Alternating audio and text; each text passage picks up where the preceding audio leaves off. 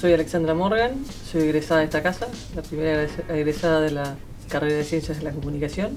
He trabajado en prensa y televisión mayoritariamente y he sido docente de esta casa con mucho amor y afecto. Yo soy Felipe Cotelo, hijo de Alexandra Morgan, licenciado de comunicación de acá también de la Católica, con especialización en publicidad, y después me dediqué a la redacción creativa principalmente, trabajando en una agencia de publicidad 4 años, 5 años, y después de ahí me fui cambiando un poco a asesoría de comunicación o algo así, para terminar hoy en todo lo que es comunicación deportiva y principalmente digital. Cada cosa que yo aprendía en una clase de comunicación o de lo que fuera, venía como a replantearles el periodismo en general o la comunicación, y me daba contra mi madre, que tenía 30 años trabajando en un medio, y contra mi padre, que era conductor periodístico hace 20. Y yo iba y los trancaba a los dos a decirle que los dos lo que hacían tenía que variar esto, esto y esto, y ellos por suerte con bastante carpeta me iban demostrando que no me dejara llevar por los impulsos. Pero creo que hoy, después de haber estado recibido y de trabajar en el rubro, discrepancias. No, lo que sucede en casa es que nos sentamos que cada comida genera una discusión, porque alguien dice, ¿escuchaste tal entrevista? Claro. Pasó tal cosa, ¿por qué fulanito reacciona de esa manera? ¿Por qué no traes Y en la pandemia tal o cual material? En la pandemia fue intenso. Fue intenso porque éramos los dos discutiendo sobre qué debería decir la Calle Pou, qué debería decir el ministro, cómo deberían comunicarlo, por qué conferencia sí, conferencia no, cómo podríamos prevenir. Y ahí sí discrepábamos bastante, porque yo creía que tenían que hacer una estrategia y mi madre creía que era otra. Pero la verdad que es un ejercicio buenísimo. A mí, de la misma manera, es un ejercicio similar al de la docencia. El tener siempre a alguien más joven y con otra experiencia y con otro ejercicio y con otra mirada que va acercando y diciendo esto no es así.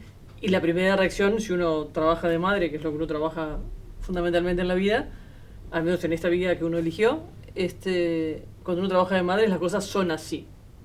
En clase no puedes usar ese argumento y con los hijos en verdad tampoco. Hay que poder discutir y poner punto. Y en muchas cosas pues nos ha convencido. Tampoco es que Emiliano y yo pensemos lo mismo. Pero es muy fecundo. Yo he aprendido mucho de Felipe, casualmente.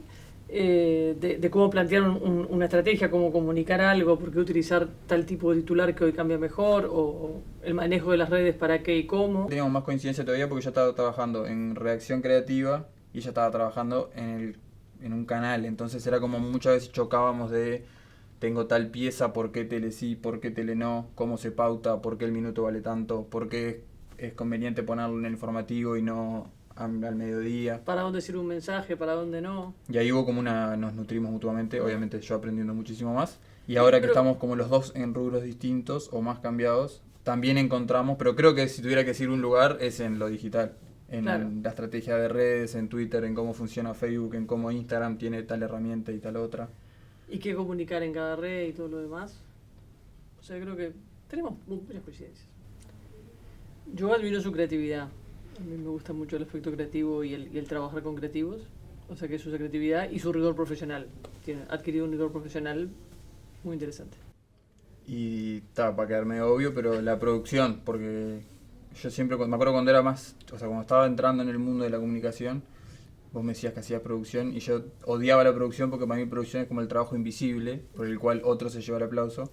Y cuando era más joven un poco, o cuando era más adolescente, me costaba más el hecho de yo hago y el aplauso se lo lleva a otro. Pero después, increíblemente, como fui cambiando mi rol, fui aprendiendo que muchas cosas son mucho mejor si lo haces desde lo invisible. Por ejemplo, si te contrata un profesional para que vos le manejes su comunicación, yo ahí tuve que aprender que lo mejor era que se luciera él y que él me agradeciera a mí porque él se luce, cosa que me molestaba un montón antes.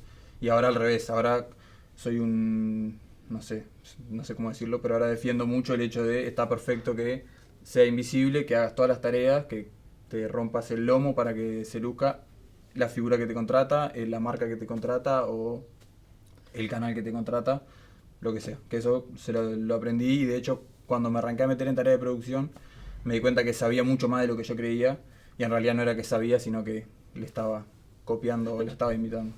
Pero es que es la definición del productor. El productor es un ser invisible que toca todas las áreas, pero que no debe aparecer. Lo que aparece es el producto. Y quien quiere aparecer no debe estar en producción. Lo que más admiro es cómo me enseñó que ser productor tiene toda una magia que es importantísima para la comunicación. Pero es que si querés fama, no es necesario venir a nada de esto. No necesitas ninguna formación particular en comunicaciones. Necesitas seguramente otras cualidades, otras virtudes y un ángel que no se crea. El ángel se tiene o no se tiene. Suerte. Y suerte también. Pero no necesitas una carrera de estas para ser famoso o para tener el reconocimiento nuestro. Son los productos bien hechos. Yo admiro su humor y su gracia y su sentido del humor seguro y su capacidad de trabajo. Es importantísimo.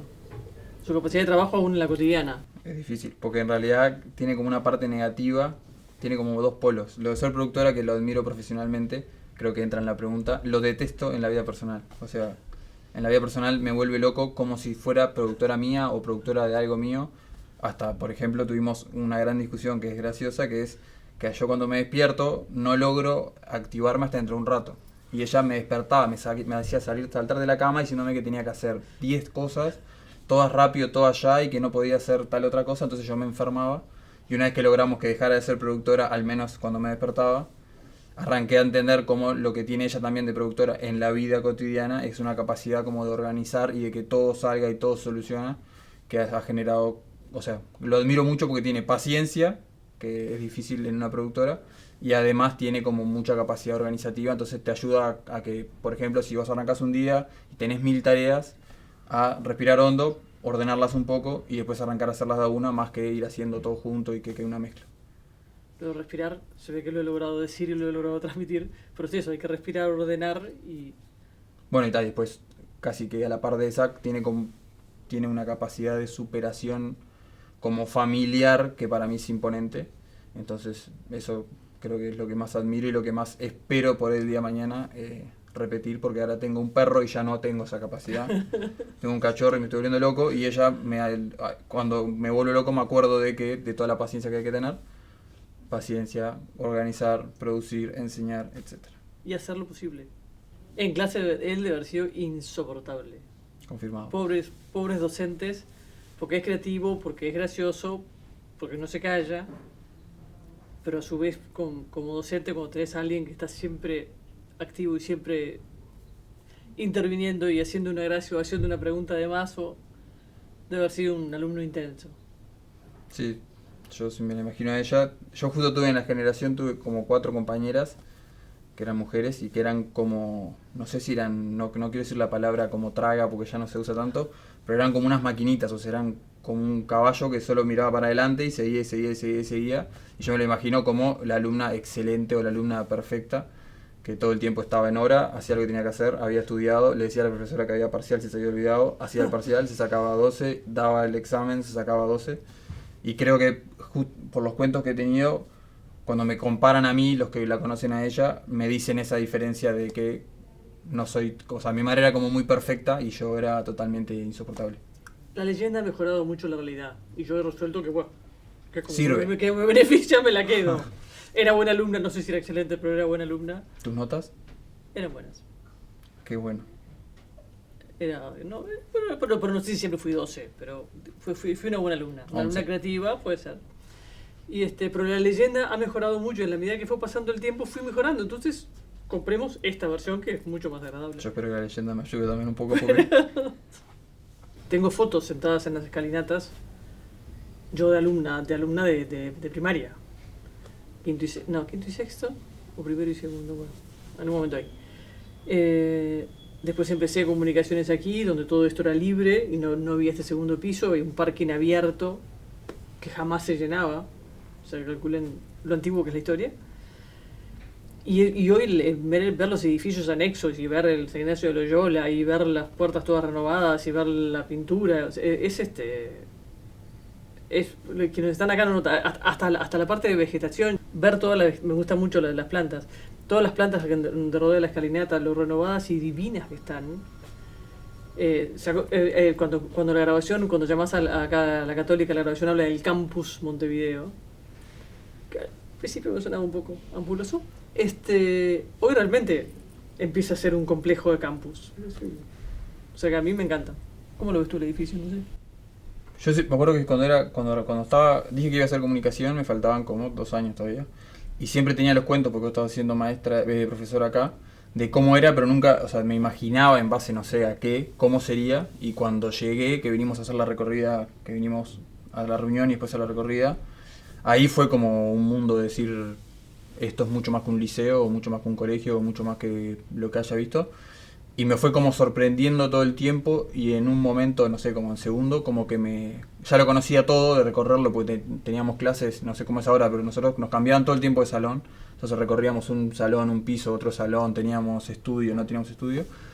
Para que en un momento me aburrí, como ya me tenía como cansado, y arrancaron toda una serie de cambios que fue como impresionantes los viví, o sea, tuve muchos años, creo que el tercer y cuarto estuve todo el tiempo con obras en el edificio. Y hoy cuando vine, que no venía hace bastante, es impresionante porque como que sigue, como no sé, explotándose, creciendo. Y la verdad me genera como decir, es verdad, es como una universidad de verdad que tiene, como que está pensando todo el tiempo en agregar cosas para más capacitación, para hacer la diferencia. Que me acuerdo que cuando yo comparé con otra universidad, esto parece una publicidad, cuando comparé con esta publicidad me acuerdo que lo que me decían de la Católica era como que estaba avanzada en cuanto a recursos, y ahí me divertía no tanto la teoría, sino el tema de los recursos. Y cuando vine me encontré con una buena mezcla de los dos, que creo que hoy debe ser mucho mejor aún. Ya viendo este set ya veo, pero me pareció siempre un edificio gigante, majestuoso, y cada vez que vengo es como más grande, como muy increíble.